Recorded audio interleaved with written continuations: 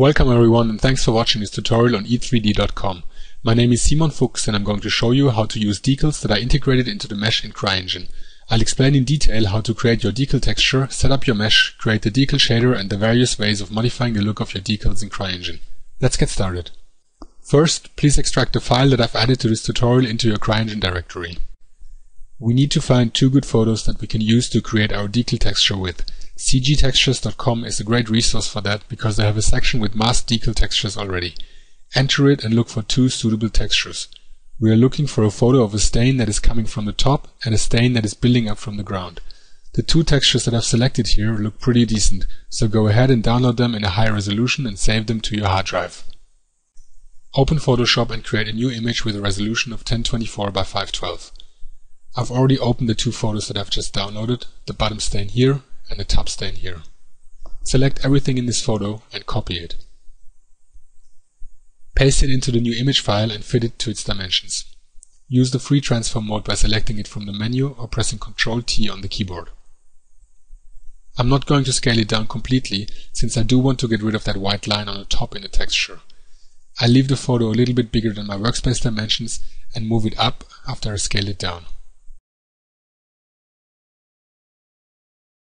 This looks pretty good now. Just do the same with the bottom stain. Select everything and copy it and paste it to the new image file. Make it fit by using the transform tool again. You can quickly go into move mode by pressing V on your keyboard. As you can see, I'm leaving it a bit bigger than my workspace as well because I want to cut a small area on the bottom. Let's just move it down slightly and that's fine. Let's merge down everything to one layer and use the crop tool to get rid of the areas that are extended beyond my workspace. I need to make both photos tile now, so apply an offset filter with half of the image width, in our case 512 pixels. To get rid of the transparent pixel line here, just copy your layer and merge it down again. It's caused by interpolation when rescaling the photos. We do have a problem with the tiling here. The right half of our image has a different color than the left half. Let's copy each side by using the select rectangle tool and setting it to half of our image size, 512 pixels. I'm copying each side into its own layer. Since I've copied the top part as well, I need to delete it in my new layers. Select the upper half of the image and delete the top stained part from each layer. Select the right layer with the brighter green color and go to Image, Adjustments, Match Color. Choose your decal texture PSD file as source and select layer 3 as the target layer, which is the darker layer on the left. Photoshop will now try to match the color of my right layer as close as possible to my left layer. This is good enough, so let's collapse the two layers. Here's what it looks like before and after. Even though the result is not 100% perfect, we can use it to further modify the image. Let's just get rid of the unadjusted bottom stain part in the original layer and merge everything down to one layer again. All I need to do now is make the image tile. I'm using the clone stamp tool to achieve this. Specify the area the tool is sampling from by alt-clicking on any part of your image. After that, I'm just moving to the seam area and paste my sample area on top of it by left-clicking. I need to do the same for the top part of my image, so I'm just copying in parts of the stain on top of my seams. The preview in Photoshop CS5 is a really cool feature that allows you to see what your results will look like in real time before pasting in the source area. I want to add a text layer here in the middle, so I'm just deleting the areas of the stain that are on top of it between my guidelines.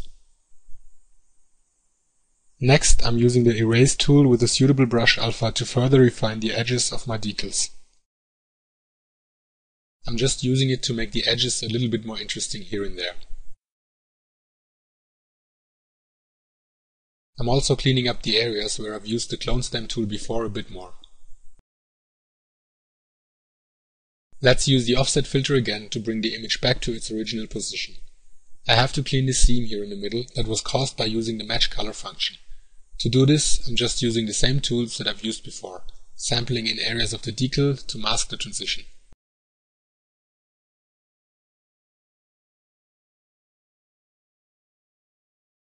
I want to prevent having a white border on my decal in the engine later on, so I'm just copying my decal layer and apply a Gaussian blur filter with the value of 15.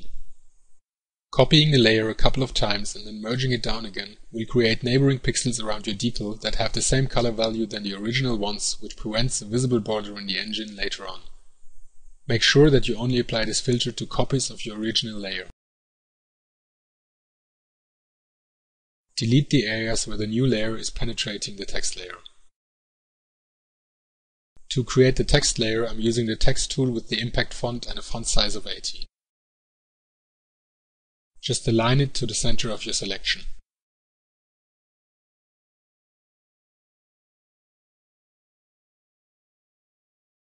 I now need to create the alpha mask for my texture. Copy the original decal layer and go to Image, Adjustments, Hue Saturation and set its saturation and lightness to -100.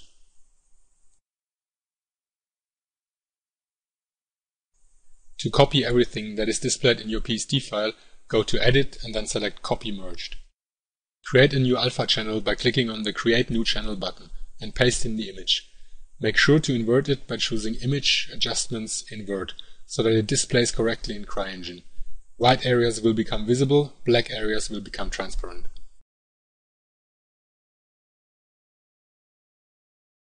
Here you can see the alpha channel displayed as a mask on top of my texture. Everything looks good, so I'm saving the texture. Choose File, Save As, and then select CryTiff as format. Go to your CryEngine 3 SDK directory, go into the Game folder, into the Objects folder, into the Decals folder, and create a file called decals_diff.tiff. Click on Save to open up the CryTiff plugin. Set Reduce Resolution to -1 to ensure that we're going to have a game resolution of 1024 by 512 pixels. Set the preset to diffuse low quality. Click on OK to generate the TIFF file. Let's move on to 3D Studio Max, create the material file, set up our objects and export everything to CryEngine. Click on File, Open, and then go to your CryEngine 3 SDK folder, into the Game folder, into the Objects folder, into the Decals folder, and open the decals.max file. There's two objects in the file, one is called Decals Complex and the other one is called Decals Simple. As you can see, they do not have a material assigned, so let's go ahead and create one. Click M on your keyboard to open up the material editor and then click on Get Material. Choose Multi-Sub-Object and set the amount of submaterials to 2. We're going to use one material ID for the wall and one material ID for the decal. The name of the material needs to represent the path of the material in your CryEngine SDK, so call it objects_decals_decals.mtl. Name submaterial ID number 1 wall and submaterial ID number 2 decals. Select everything in your scene and assign the material that we've just created to the objects. Enter the first submaterial ID by clicking on the button and set the shader to CryText shader. Go into the Map slot and load the diffuse texture. You can find it in your Objects folder, in the Decals folder, and it's called concrete_diff.tiff. Make sure to click on the Enable Show Map in Viewport button to see it in the viewport. Don't forget to name the first material Wall as well.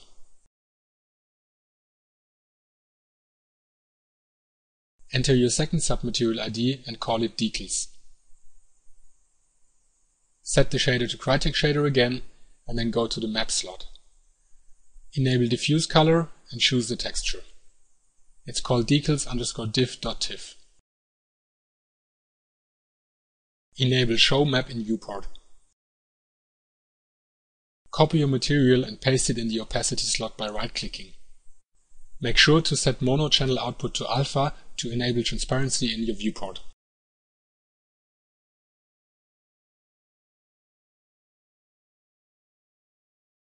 We now need to create the material in CryEngine. Make sure that the parent level of your multi-sub-object is selected and then go to the Material tab of your Exported tab. Click on Create Material under the From Max to category. CryEngine 3 SDK will start. Just log in and then wait for the material editor to open. Click on Create Material again to create the material in the path that you've specified in Max. Just type in decals.mtl to create it.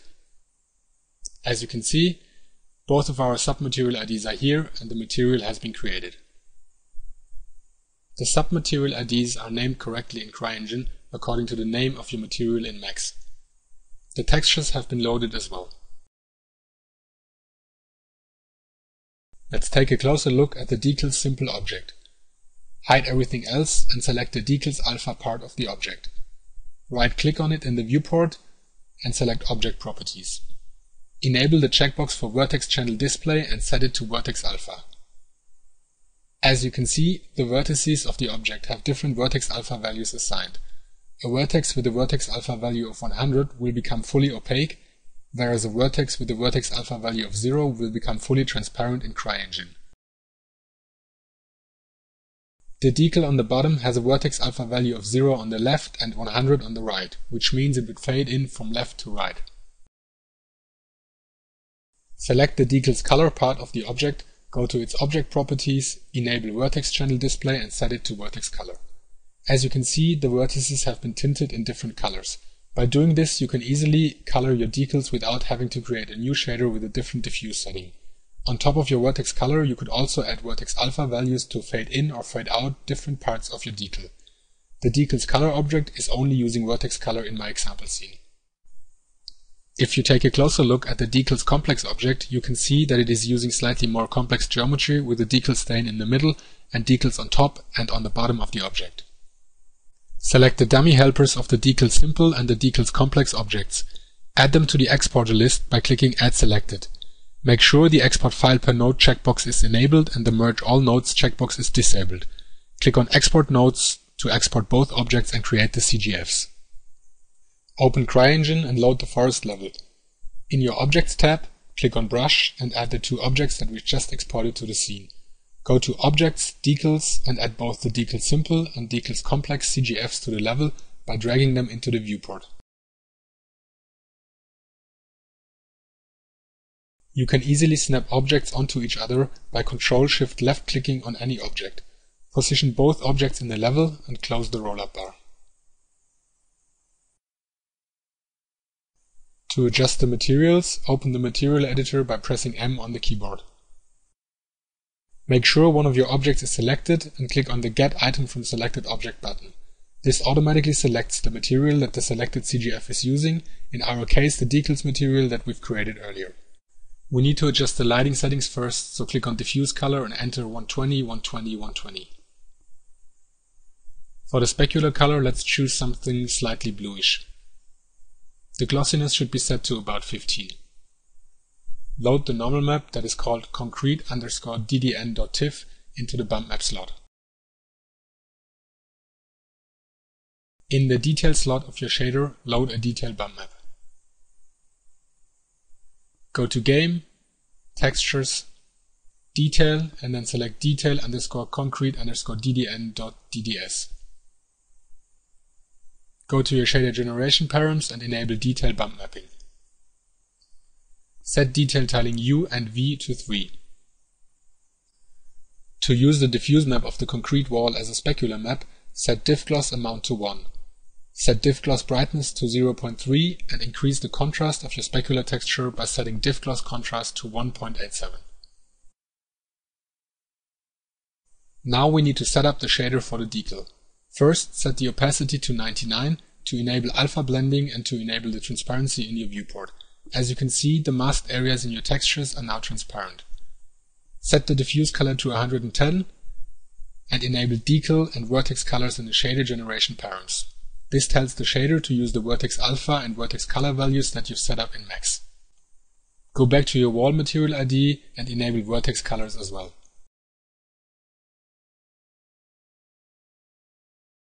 Let's compare the results in CryEngine with our setup in 3D Studio Max. To get a better view of the gradients in the vertex alpha and vertex color, go to the Display tab of your roll-up bar and change the shaded view from Object Color to Material Color in the Display Color tab.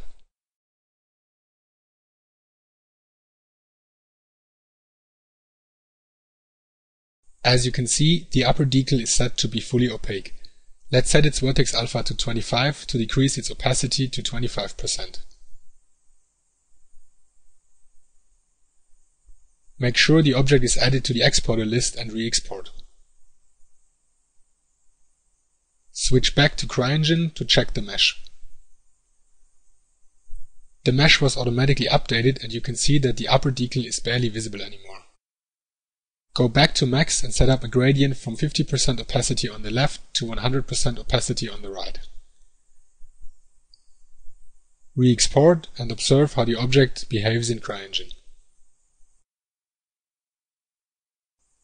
As soon as you re-export, your mesh is automatically updated and you can see that the upper gradient has changed. Observe the lower gradient with its transition from full transparency on the left to full opacity on the right as well. Let's change the vertex color on the text to show you how easy it is to color something.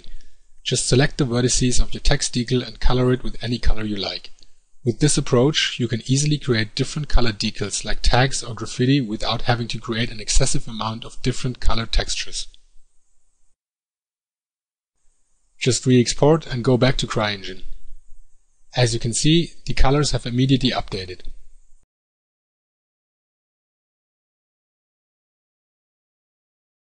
Let's take a look at the Decals complex object.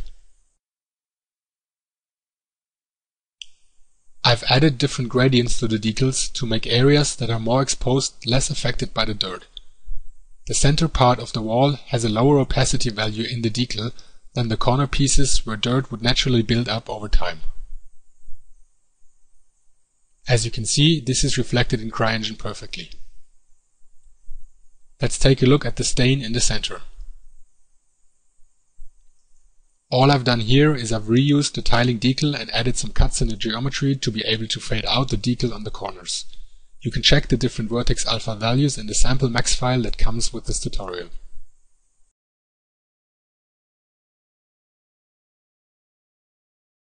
If I change any of the values here and re-export, you can see that the object immediately updates in CryEngine again.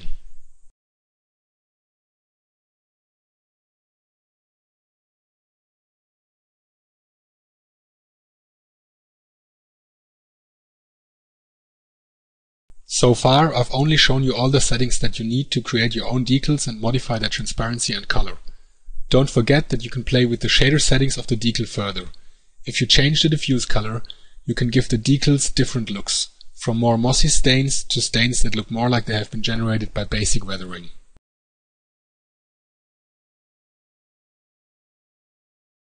You could also add a normal map allowing you to create decals with more depth, or change the specularity settings in the decal shader allowing you to create a wet look or all kinds of other cool effects. If you create your own decals, please make sure to merge them into the render mesh before the final export and also move them as close to the surface as possible. Thanks for watching this tutorial.